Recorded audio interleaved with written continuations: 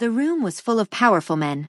But the moment Kong Jae-won walked through that door, every single one of them faded into the background, because his eyes found her immediately. Like they had no choice. Like they had been trained to find her in every room without him ever giving them permission. Sophia Thompson, sitting at the far end of the conference table, poised, polished, glowing in a way that had nothing to do with the Lego sun coming through the floor-length windows behind her. And pregnant. Heavily. Undeniably. Pregnant. Jae-won did not stop walking. He could not. There were 12 men in that room watching the most feared name in Seoul's underground cross the floor like it was nothing. Like his chest had not just caved in. Like the world had not just tilted on its axis and forgotten to tilt back.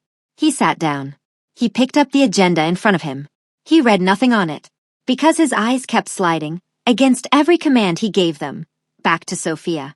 To the gentle curve of her belly beneath that dress. To the man beside her who leaned in when she whispered something and smiled like he had earned the right to be that close to her. And the question that detonated quietly behind Jae-won's ribs was one he was not ready to ask himself. Whose child is that? Welcome to Afro K Romance Fairy Tale. On today's episode, you get a dose of betrayal, power, romance, love, unexpected encounters, and beautiful beginnings.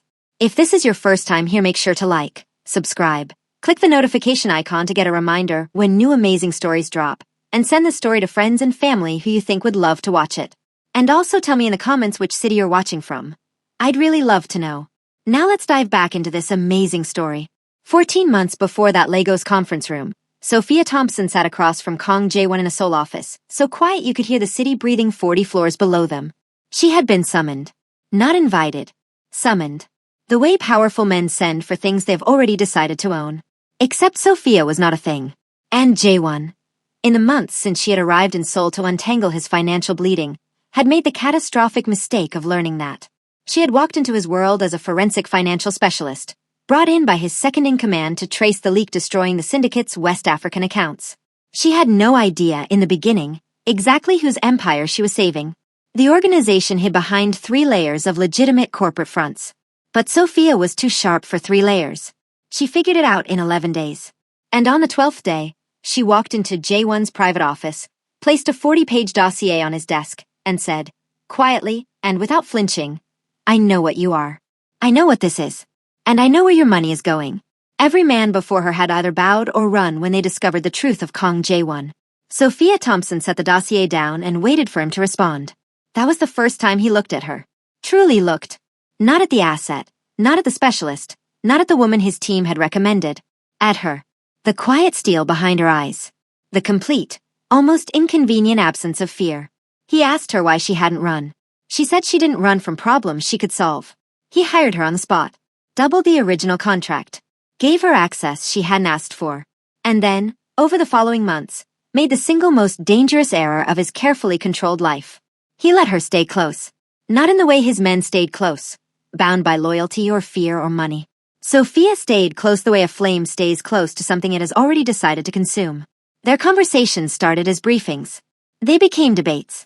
The debates became something neither of them named, because naming it would have made it real. And real things in Jae-won's world had a way of ending badly. She challenged him once in front of his entire inner circle. Called his strategy on the Lagos account reckless. Said it to his face. In front of 12 men who would have shaken at the thought of contradicting him. He overruled her in the meeting. He implemented her strategy 3 days later. He never told her he had. But she knew. She always knew.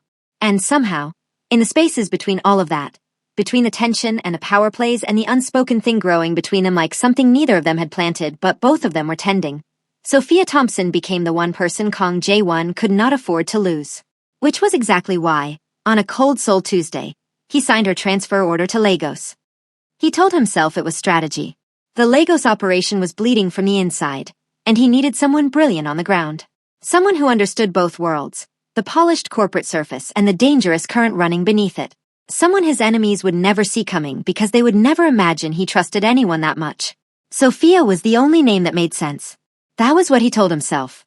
What he did not tell himself, what he refused to sit with long enough to examine, was that every morning she walked into his building, something in him settled. That her voice in a briefing had become the thing he oriented toward the way a compass finds north without being asked.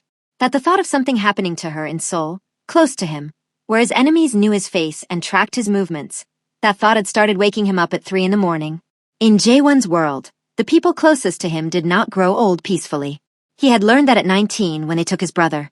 He had relearned it at 26 when he lost the only other person he had allowed near his chest. He was not going to relearn it with Sophia. So he called her in, gave her the briefing. Lagos. Immediate deployment. New cover identity. Fortified safe house. Direct line to his second-in-command, a man named Park who would report to Jae-won weekly on her safety.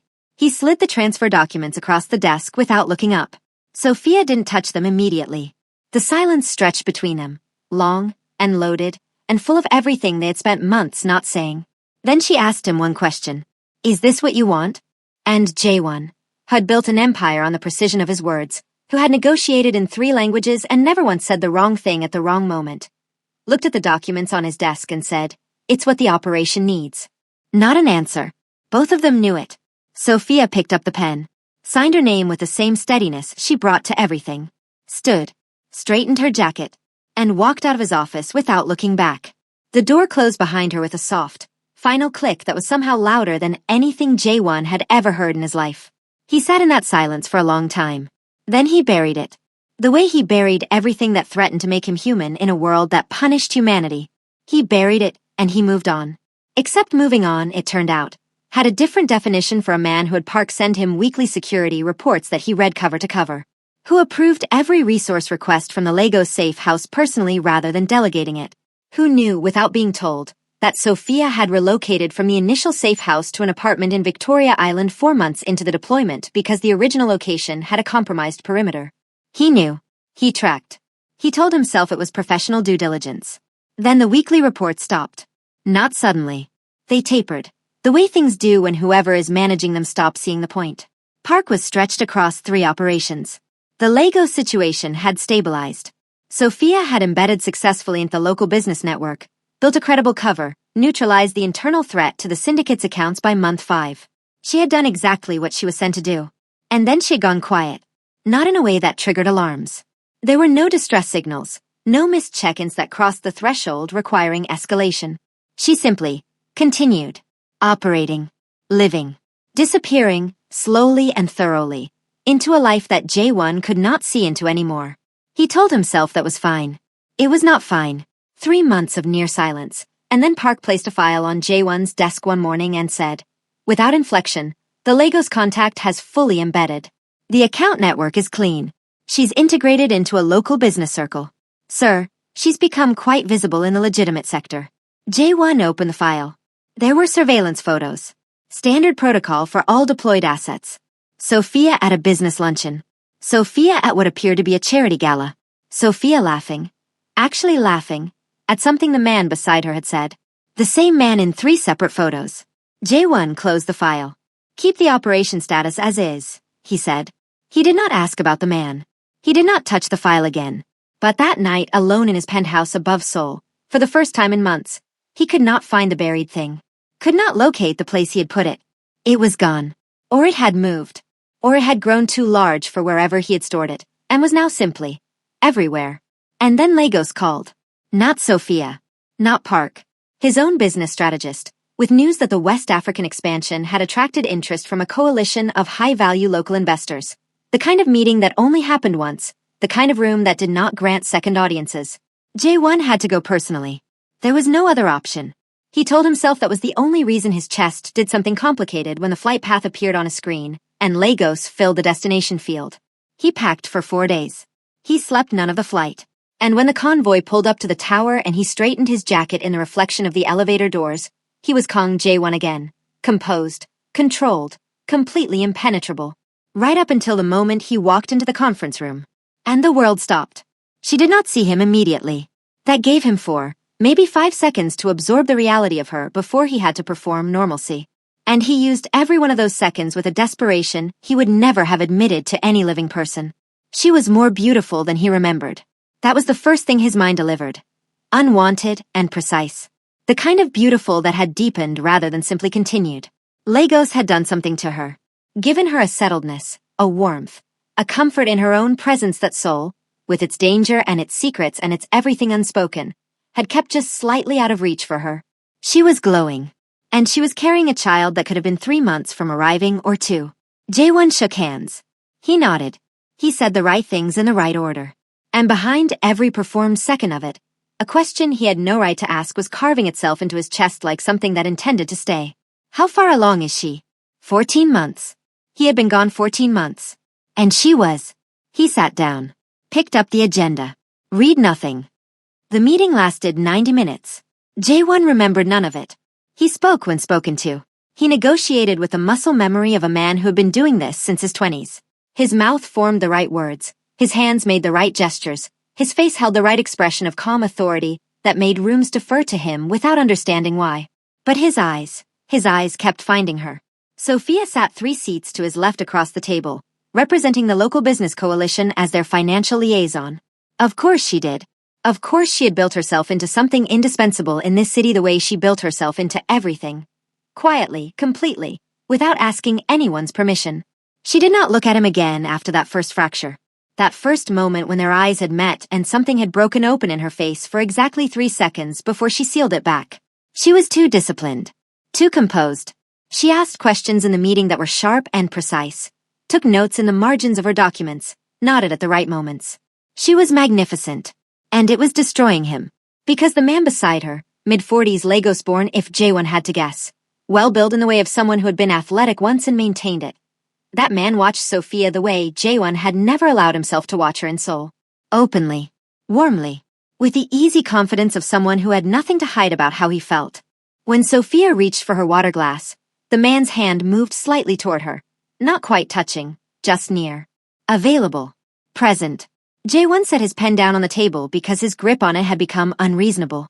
The meeting closed with handshakes and the promise of a formal follow-up within 72 hours. The room began to empty in the slow, important way of rooms where everyone wants to be seen lingering. Jae-won did not move. He watched Sophia gather her documents. Watched her exchange quiet words with 2 of the coalition members. Watched the man beside her place a hand briefly on the small of her back as they both stood.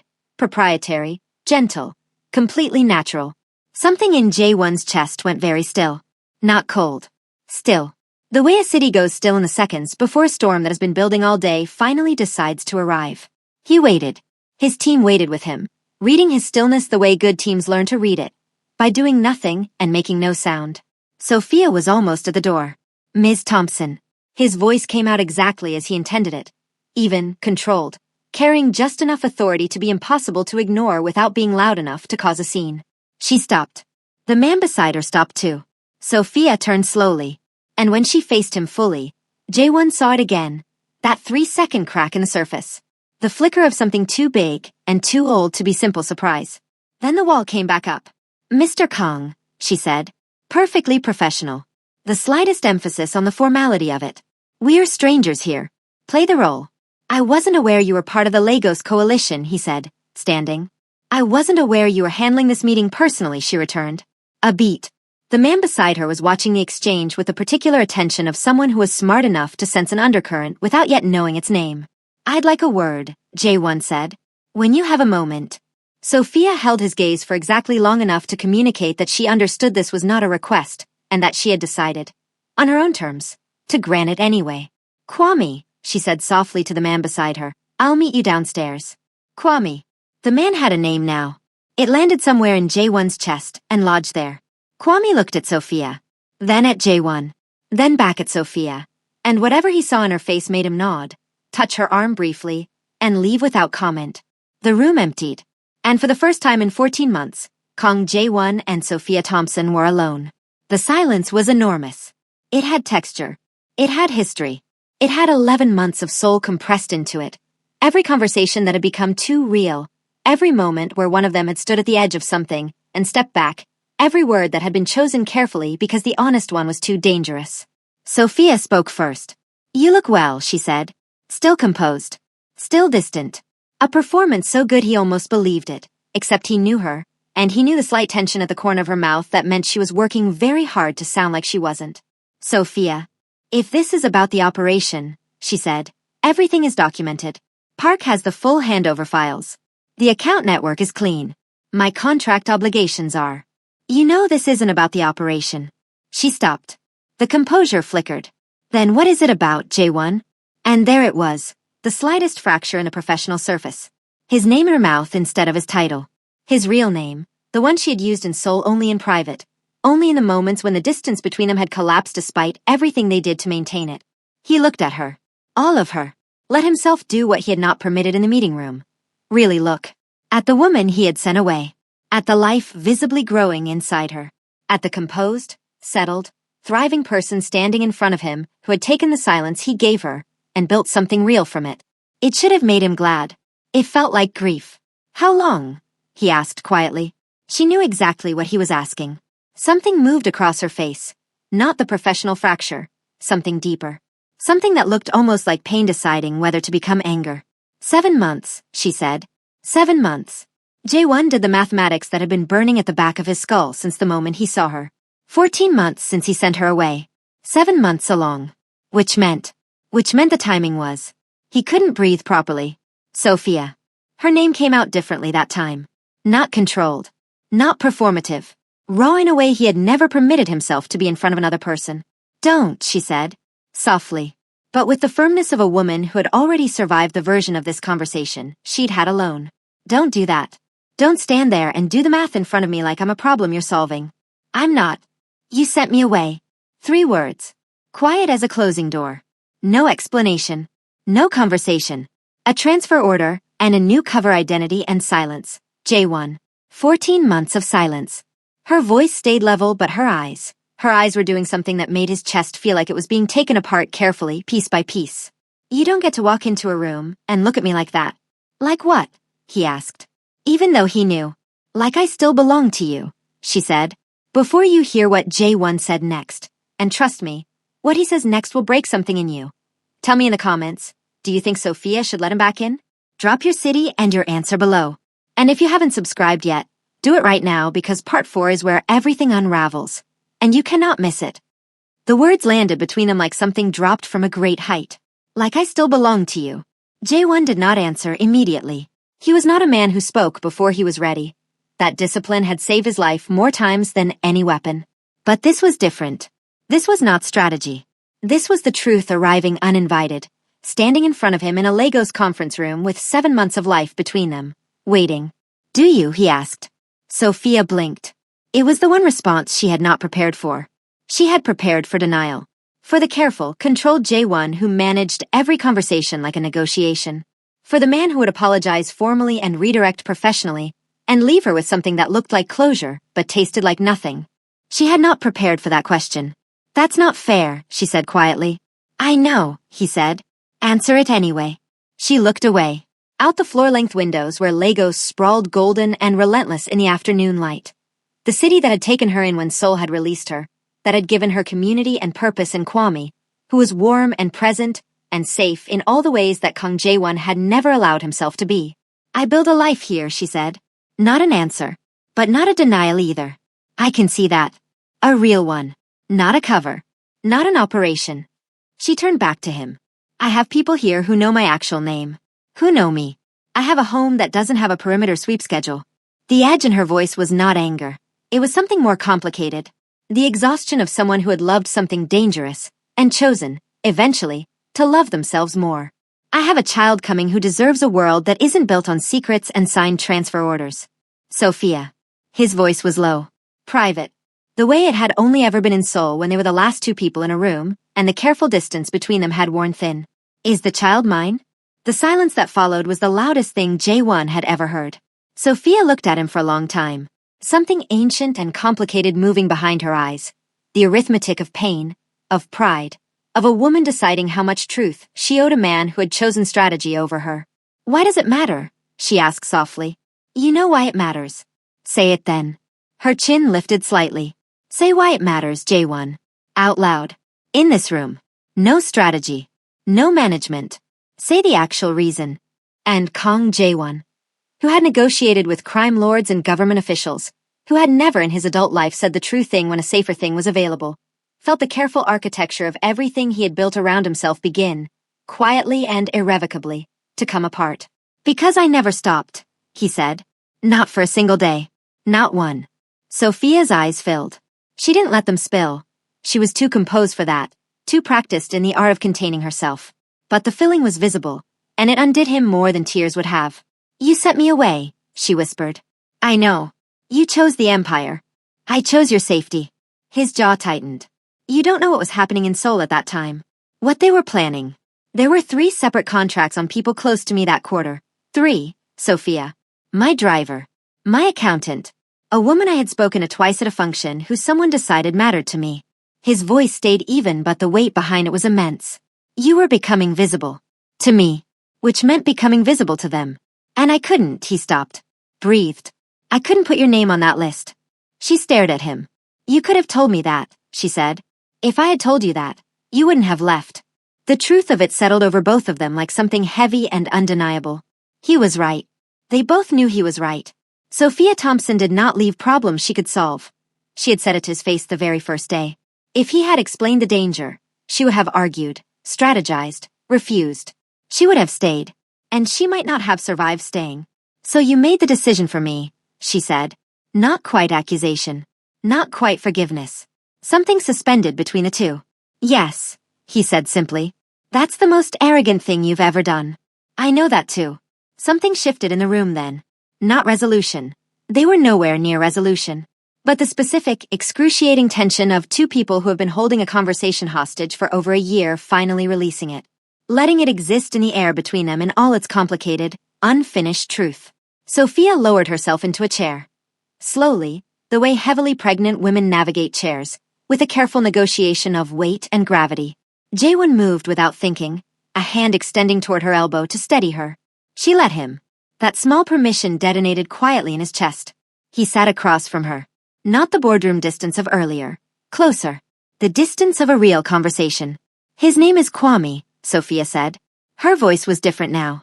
The professional surface was gone. This was the voice he remembered from Seoul. Direct. Unguarded. Real. He's a good man. He was there when I was navigating a city alone and pregnant and terrified and completely unwilling to let anyone know I was terrified. A small, complicated smile. He didn't ask questions I wasn't ready to answer. He just showed up. Jaewon absorbed this. The way good men absorb things that hurt. Without flinching. Without making the hurt someone else's problem. Is he the father? He asked again. Quieter this time. Sophia looked at him steadily. Kwame knows he isn't the biological father, she said carefully. He came into my life when I was 4 months along. The mathematics completed themselves in Jaewon's chest with a slow, devastating precision of something that has always been true finally being permitted to land. He was very still. Sophia. I wasn't going to contact you, she said. Firmly. Without apology. I made that decision consciously. This child deserves a present father, not a man whose empire will always come first. Not a man who makes decisions about my life without consulting me. Her hand rested gently on her belly. Instinctive. Protective. Kwame wants to be here. He's chosen this. Every single day. And what did I choose?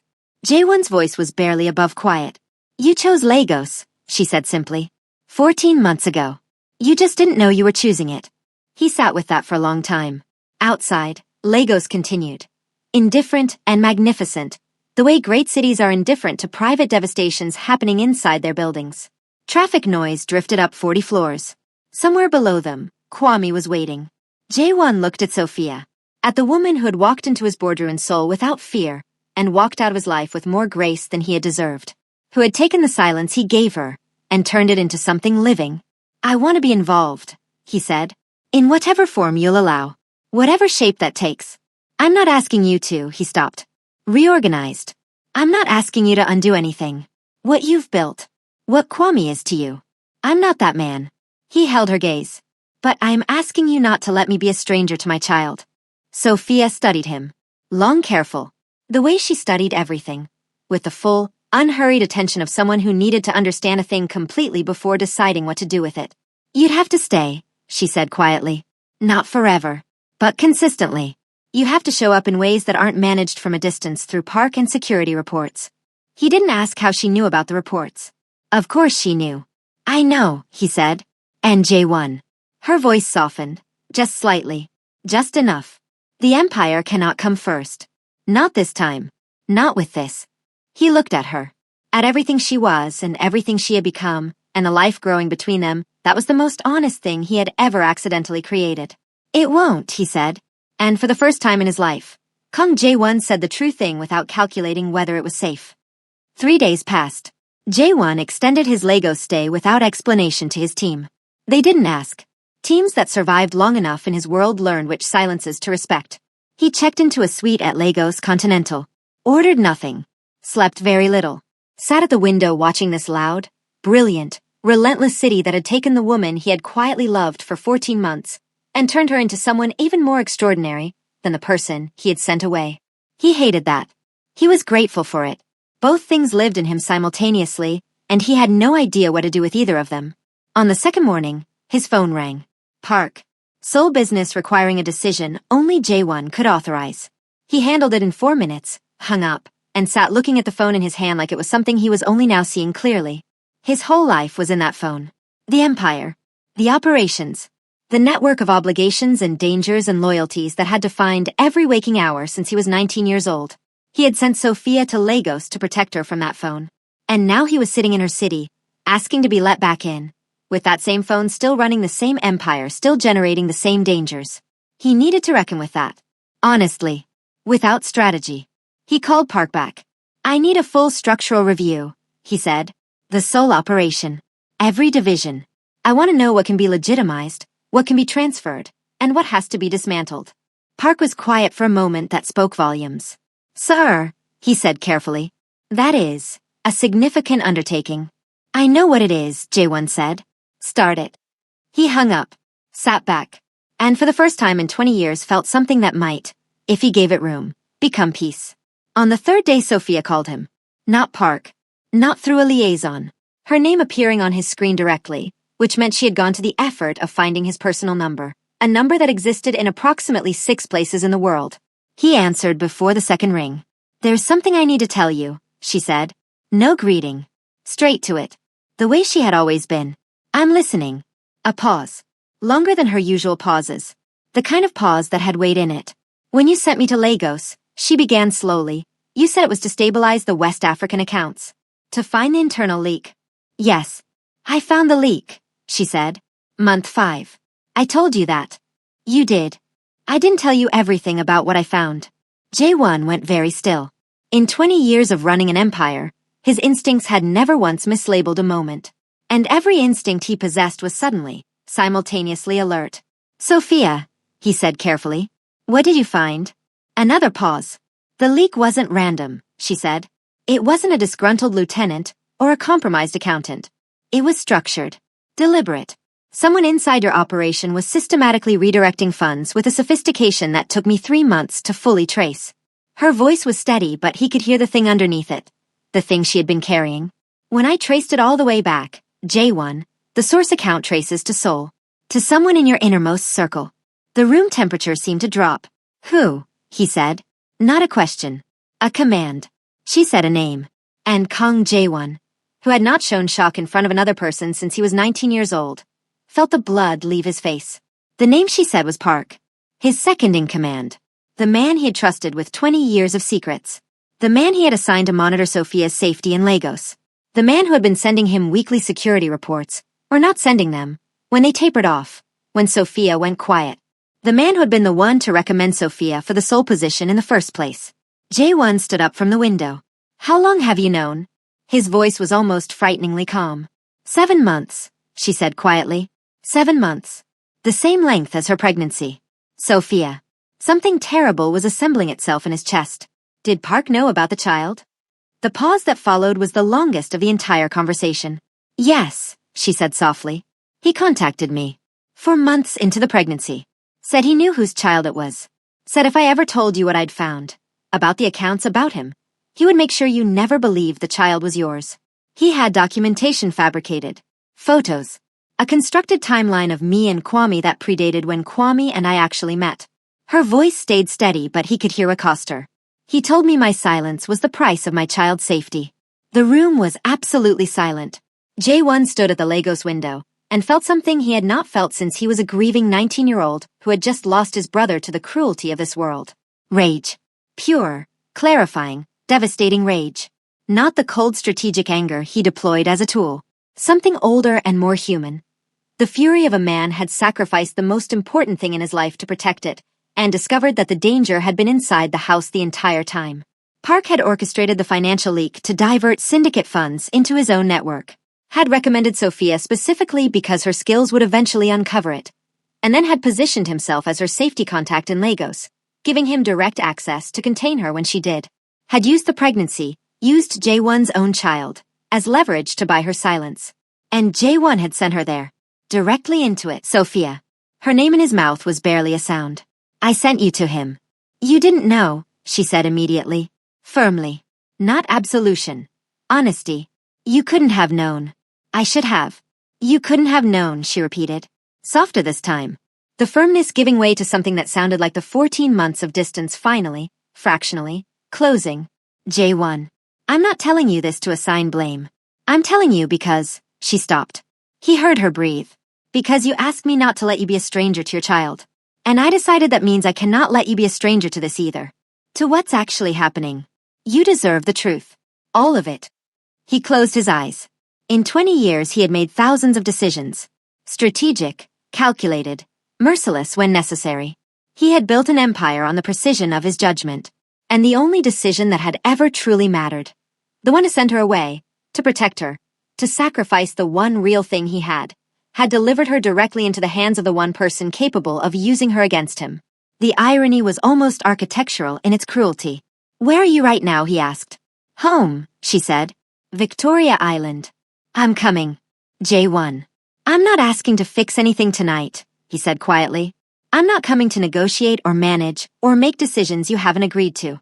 The words arrived without strategy. Without armor. I just need to see you. Please. The silence on her end was different from all the previous silences. It was not loaded or complicated or full of history. It was soft. Okay, she said. One word. Small and enormous simultaneously. He arrived at her Victoria Island apartment as Lagos settled into its electric night.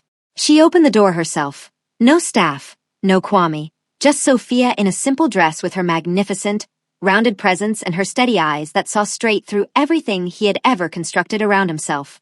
She stepped back to let him in. He crossed the threshold, and standing in the warm light of her home, this real, lived-in, beautiful space that smelled like her and had books on the shelves and a half-finished cup of tea on the coffee table and a small collection of baby items beginning to accumulate in the corner, Kong J1 felt the last of the architecture come down. Not the empire. The wall. The one he had built at 19 and maintained for 20 years and sent women away rather than let them near. Sophia watched it happen on his face. She saw it. All of it. The way she had always seen him more clearly than he saw himself. She crossed the room. And she placed his hand on her belly. Neither of them spoke. He felt the movement beneath his palm. That astonishing, terrifying, luminous flutter of life. And something in Kong J1 broke open so completely and so finally that he understood, standing there, that it was never going to close again. He didn't want it to. I'm going to dismantle it, he said quietly. The operation. Not overnight. But completely. I started the process yesterday. Sophia looked up at him. Something moving in her eyes that was careful and wondering, and not yet convinced, and exactly honest. That's a big promise, she said softly. It's not a promise, he said. It's a decision. I've already made it. His hand stayed on her belly. Warm. Present. The only empire worth building is one she can grow up proud of. Sophia's breath caught. She whispered. The ghost of something, the rarest thing on the face of Kong J1, appeared at the corner of his mouth. Park surveillance reports, he said quietly. Before I knew what he was thorough. A tear escaped down Sophia's cheek before she could compose it back. He caught it with his thumb. Gently. The way a man touches something he has been terrified of losing and has finally, against every odd, been allowed to hold. I'm still angry at you, she whispered. I know, he said. This isn't fixed. I know that too. Kwame is important to me. That doesn't disappear. I'm not asking it to. He held her gaze. I'm asking for the chance to be what I should have been. What I would have been if I hadn't been so. He stopped. Found the honest word. Afraid. Sophia looked at him for a long, searching moment. Then she leaned her forehead forward and rested it against his chest. Slowly. The way someone puts down something they have been carrying alone for a very long time. His arms came around her, and Kong J1 held the woman he loved and the daughter he didn't know he had and the terrifying, wide-open future of a man who had finally chosen the right thing. In a warm apartment in Lagos, while the city blazed and roared outside, completely indifferent to the fact that something broken had just, quietly, begun to heal. Some people spend their whole lives building walls so strong that nothing dangerous can get in, without ever stopping to ask what they're keeping out along with the danger. J1 built an empire to survive, and nearly lost the only thing worth surviving for. Sophia built herself back from silence and deserved every piece of the life she created. What came next for both of them would not be simple, but for the first time it would be honest. Now tell me, do you think Sophia should give J1 a real second chance, or has too much been broken to rebuild? And what do you think she should do about Kwame, the man who showed up when J1 wouldn't? Drop your thoughts in the comments. I read every single one. If this story moved you, wrecked you, or made you feel something real, share it with someone who needs a good story today. Subscribe if you haven't, hit the notification bell, and come back for the next episode because on Afro K Romance Fairy Tale, the story never ends where you expect it to. See you next time.